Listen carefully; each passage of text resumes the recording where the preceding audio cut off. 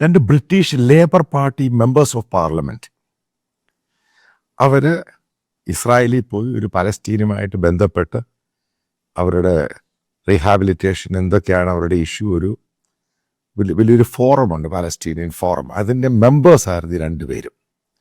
സ്ത്രീകളാണ്.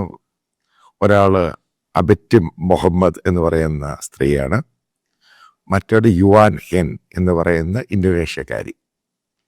ഇവര് ഏറ്റവും കൂടുതൽ ഇസ്രായേലിനെ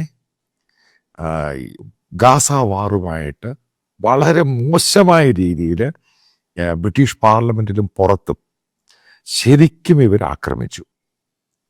കാരണം ജനസൈഡാന്ന് പറഞ്ഞു, അതാണ് ഇതാണ്, കണ്ടിന്യൂസ് ആയിട്ട് ഇവരുടെ അറ്റാക്ക് തുടർന്നുകൊണ്ടേയിരുന്നു.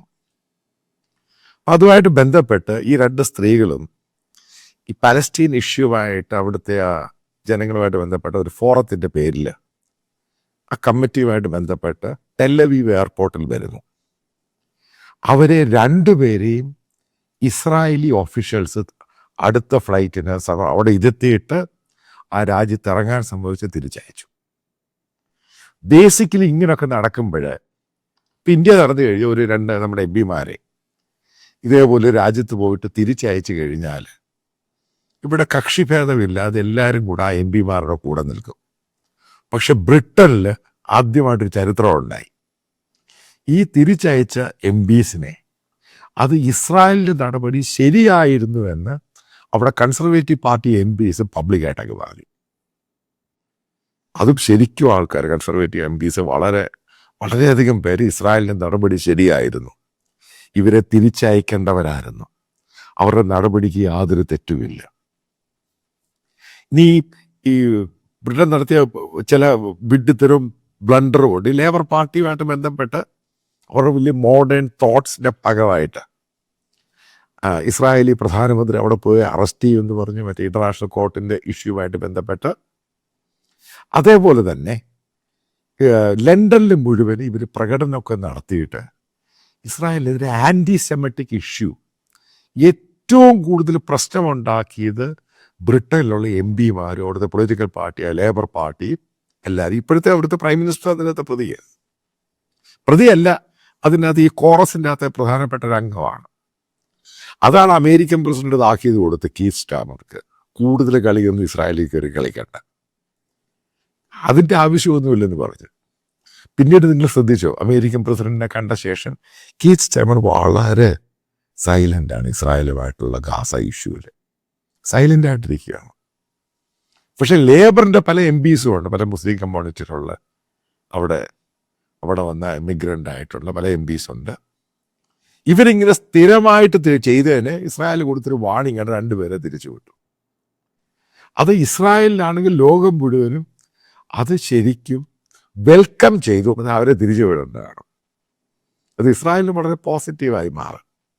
കാരണം ഇത്രമാത്രം ഹമാസ് അറ്റാക്ക് ചെയ്തിട്ടും അതിനെതിരെ ഒരു വാക്ക് പറയാതെ, അതാണ് ഞാൻ നേരത്തെ പറഞ്ഞ അവിടുത്തെ എം പി സാദിഖാനെതിരെ അമേരിക്ക സാദിഖ് ഖാൻ മേയറിനെതിരെ അമേരിക്ക സാങ്ഷൻ ഏർപ്പെടുത്താൻ സാധ്യതയുണ്ട്. കാരണം ഈദ് നമസ്കാരത്തിൽ ഈ ഹമാസിന് അനുകൂലമായിട്ടും പാലസ്തീൻ അനുകൂലമായിട്ടും സംഭവങ്ങളൊക്കെ പറഞ്ഞു. അതായത് ബ്രിട്ടൻ്റെ ഇപ്പോഴത്തെ ഒരു പോക്കുണ്ട്. കാരണം അവിടുത്തെ പൊളിറ്റിക്കൽ പാർട്ടി, അവിടുത്തെ ഹ്യൂമൻ റൈറ്റ്സും ബുദ്ധിജീവികളും ഒക്കെ ചെയ്യുന്നൊരു പരിപാടിയുണ്ട്. ഇന്ത്യയിലത് വ്യാപകമായിരുന്നു, ഇപ്പോഴത് ഒത്തിരി അങ്ങ് ഒതുങ്ങി. അപ്പോൾ അതിൻ്റെ ഒരു ഭാഗമായിട്ട് ഇസ്രായേലിനെതിരെ സ്ഥിരമായിട്ട് പല രീതിയിലുള്ള ആക്ഷേപങ്ങളുണ്ട്. ഇവർ സ്ഥിരമായിട്ട് ഇവരുടെ മീറ്റിങ്ങുകളിലൊക്കെ പോയി ഇങ്ങനെ അങ്ങ് പറഞ്ഞുകൊണ്ടിരിക്കുക. അത് ഈ പറയുന്ന BBC, അൽ ജസീറ വലിയ സംഭവങ്ങളായിട്ട് പുറത്തു കൊണ്ടുവരും. അവരെയൊക്കെ പൂർണ്ണമായിട്ടും അവോയ്ഡ് ചെയ്യാൻ തന്നെയാണ് ഇസ്രായേലിൻ്റെ തീരുമാനം. അതായത് പല എം പിമാരും ഉണ്ട്, members of political party leaders ഉണ്ട് ബ്രിട്ടനിലുള്ള. അവരെ അവോയ്ഡ് ചെയ്യാനും അവരെ ബാൻ ചെയ്യാനും. ഈ അടുത്ത സംഭവം പറയാം, അത് ബ്രിട്ടനിലെ ഒരു മനോഹരമായൊരു കോളമിസ്റ്റ് അതിനെപ്പറ്റി എഴുതി. ബ്രിട്ടന് കിട്ടുന്ന ഒരു സീറ്റ് റിവഞ്ചാണ് ലോകത്തിൻ്റെ പല ഭാഗത്തു നിന്നും കിട്ടിക്കൊണ്ടിരിക്കുന്നത്. ഇപ്പോൾ ഇന്നും പറഞ്ഞ ഒരു വിൽഡ്രസ് ഡച്ച് പാർലമെൻറ്റേറിയൻ, അവിടുത്തെ പ്രധാനപ്പെട്ട പൊളിറ്റിക്കൽ പാർട്ടിയുടെ മെമ്പർ ഓഫ് പാർലമെൻറ്റാണ്. അയാൾ ഇസ്ലാമിക ടെററിസത്തെ പറ്റി സംസാരിച്ചു. അതിൻ്റെ പേരിൽ ലേബർ പാർട്ടി അവിടെ ഉള്ളവരെല്ലാം കൂടെ അയാളെ ബ്രിട്ടനിൽ കൊണ്ടുവരാൻ പറ്റില്ല എന്ന രീതി അയാളെ ബാൻ ചെയ്തു. ശ്രദ്ധിച്ചോളൂ, ഇത് ഇൻട്രസ്റ്റിംഗ്. തിരിച്ച് അവരുടെ പൊളിറ്റിക്കൽ പാർട്ടി, ഇവരും സപ്പോർട്ട് ചെയ്യുന്ന പൊളിറ്റിക്കൽ പാർട്ടിയാണ് ഡച്ച് ഭരണകൂടം എന്ന് പറയുന്നത്, പ്രധാനപ്പെട്ട പാർട്ടി. അപ്പം അവർ നേരത്തെ ഒരു ലിസ്റ്റ് UK അങ്ങ് അയച്ചു കൊടുത്തു.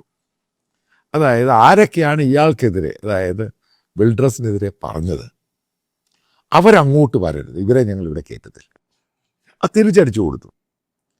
അതേപോലെ തന്നെ അമേരിക്കയിലെ റിപ്പബ്ലിക്കൻ പാർട്ടിയുടെ പല ലീഡേഴ്സും ഇസ്രായേലിനെതിരെ ഈ പറയുന്ന ലേബർ പാർട്ടിയിലും പല ആൾക്കാരും, ഇൻക്ലൂഡിങ് സാദിഖാനാണെങ്കിൽ പലരോടും, അവർക്കെതിരെ അമേരിക്കൻ ഗവൺമെൻറ്റിനോട് പറഞ്ഞിട്ടുണ്ട് അവരെ അമേരിക്കയിൽ കയറ്റരുത്. അതായത് മനസ്സിലാക്കാൻ പോകുന്നത് ബ്രിട്ടൻ ബേസിക്കലി ഒരു ജനാധിപത്യമായ എലക്റ്റഡ് ആയിട്ടുള്ള ഗവൺമെൻറ്.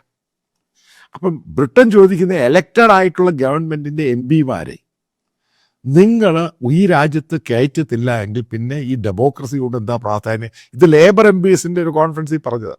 കാരണം ഇത് ലേബർ MPs വലിയ ഇഷ്യൂ ആക്കി എടുത്തു. ഇപ്പോൾ അതിൻ്റെ ഒരു സംഭവമുണ്ട്. ഇപ്പം ലോകത്ത് ഇസ്ലാമിക ടെററിനെതിരെ ആരെങ്കിലും പറഞ്ഞു കഴിഞ്ഞാൽ അതിനെ പ്രോത്സാഹിപ്പിക്കുന്നവരുടെ എണ്ണം കൂടുതലാണ്. കാരണം ഈ 2 MPമാരെ ടെല്ലവീവിൽ നിന്ന് ഇസ്രായേലിൽ നിന്നും പുറത്ത് അടുത്ത ഫ്ലൈറ്റിന് കയറ്റി വിട്ടപ്പോൾ അത് ഈ പറയുന്ന ഒരു ഇഷ്യൂ ഉണ്ടായില്ല ലണ്ടനിൽ. അല്ലെങ്കിൽ ലണ്ടനിൽ ഇത് വലിയൊരു ഇഷ്യൂ ആകേണ്ടതാണ്. അതായത് ബ്രിട്ടീഷുകാരന് കാര്യങ്ങളെല്ലാം പഠിച്ചു വരുന്നു.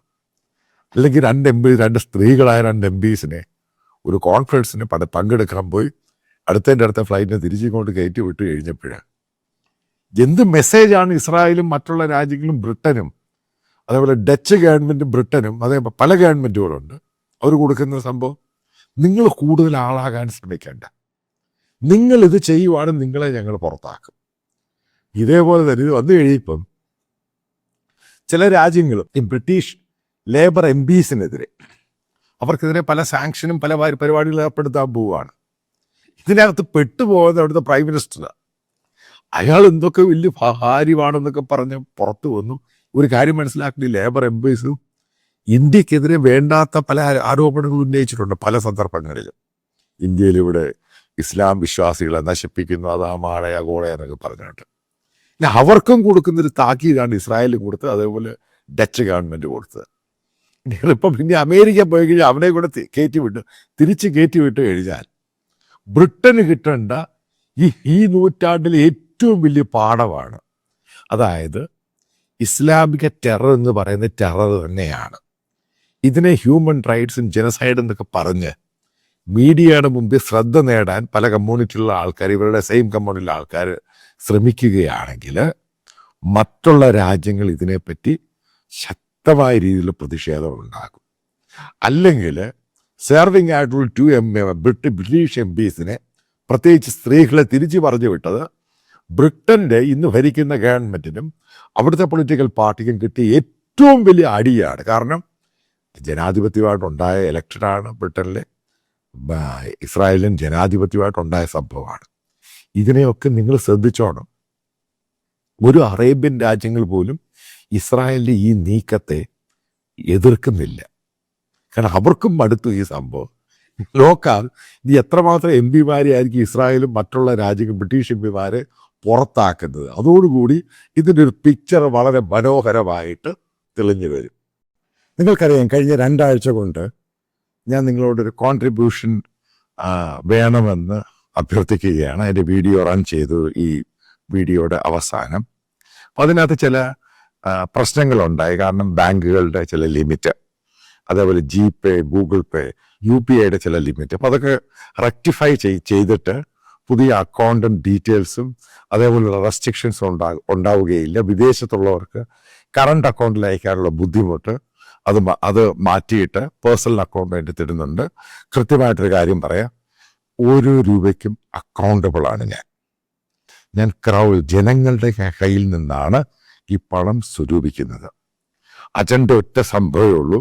കേരളത്തിൽ ഇന്ന് നടന്നുകൊണ്ടിരിക്കുന്ന മീഡിയ സംസ്കാരം, അതായത് ഒരു പ്രത്യേക വിഭാഗത്തിന് വേണ്ടി മത തീവ്രവാദ വിഭാഗക്കാർക്ക് വേണ്ടി ഇവിടുത്തെ ചാനലുകളും മീഡിയയും അവർ ഗെയിം കളിക്കുകയാണ്. നമ്മൾ മനോരമയുടെ കേസെടുത്ത് നോക്കുക. എന്താണത് സംഭവിച്ചത്? മനോരമയിൽ നിന്നും ഒരിക്കലും എക്സ്പെക്ട് ചെയ്യാത്ത രീതിയിലാണ് സംഭവം ഉണ്ടായത്.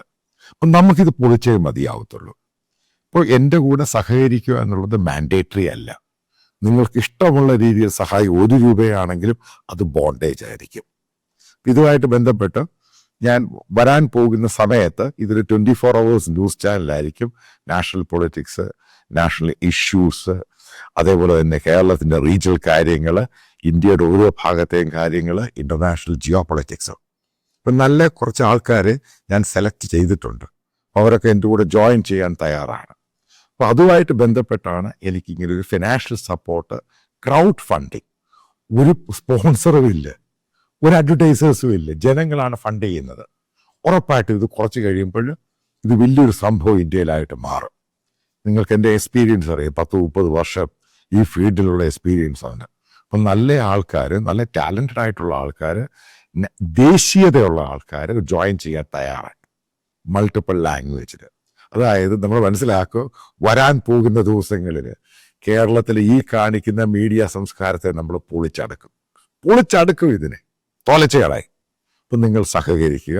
നല്ല ആൾക്കാരുണ്ടെങ്കിൽ തന്നെ, അതായത് ഡെഡിക്കേറ്റഡ് ആയിട്ടുള്ള ആൾക്കാർ എൻ്റെ കൂടെ സർവീസ് ചെയ്യാൻ താല്പര്യമുള്ളവർക്ക്, ജോലി ചെയ്യാൻ താല്പര്യമുള്ളവർക്കും എന്നെ വിവരം അറിയിച്ചാൽ ഞാൻ നിങ്ങളെ ട്രെയിൻ ചെയ്തെടുക്കുന്നതായിരിക്കും.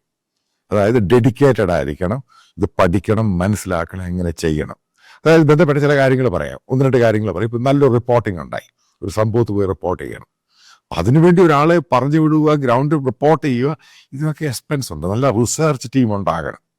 അപ്പം ഇതിന് പറ്റിയ പഴയ പോലെ ചാനൽ ഇൻഫ്രാസ്ട്രക്ചറിൻ്റെ ആവശ്യമൊന്നുമില്ല. ഇതെങ്ങനെയാണ് എക്സിക്യൂട്ട് ചെയ്തതിന് നല്ല ആൾക്കാരെ എടുക്കണം, നല്ല ടാലൻസിന് പണം കൊടുക്കണം. അതൊരിക്കലും ഫ്രീ ആയിരിക്കത്തില്ല. മോശമായ ടാലൻസിന് അത്രയും പണം കൊടുത്താൽ മതി, നല്ല ടാലൻസിന് പണം കൊടുത്തേ മതിയാവത്തുള്ളൂ. അതാണ് ഇതിൻ്റെ ബേസിക് ഇഷ്യൂ എന്ന് പറയുന്നത്. അപ്പം അങ്ങനെയുള്ളവരെ എടുക്കുക. എനിക്കറിയാവുന്ന പല ടീമംഗങ്ങളുണ്ട് എൻ്റെ കൂടെ, തെഹൽക്കയിലും മറ്റു പല ചാനലുകളിലൊക്കെ വർക്ക് ചെയ്ത് ഹൈലി ടാലൻറ്റഡ് ആയിട്ടുള്ള ആൾക്കാരുണ്ട്. അപ്പോൾ അവരെയൊക്കെ ഒത്തൊരുമിപ്പിച്ച് ഒരു പല മൾട്ടിപ്പിൾ ലാംഗ്വേജിൽ കൂടെ ഇത് പോകുമ്പോൾ മാത്രമേ ഇതിൻ്റെ ഒബ്ജക്റ്റീവ് എന്തുവാന്ന് നമുക്ക് മനസ്സിലാവത്തുള്ളൂ. അപ്പോൾ സഹകരിക്കുന്നതിന് വളരെ നന്ദി. ഫർദർ നിങ്ങളുടെ എല്ലാ സഹകരണം ഇതിൻ്റെ കൂടെ ഉണ്ടാകുമെന്ന് പൂർണ്ണമായിട്ടും വളരെ സ്നേഹത്തോടു കൂടെ പ്രതീക്ഷിക്കുന്നു.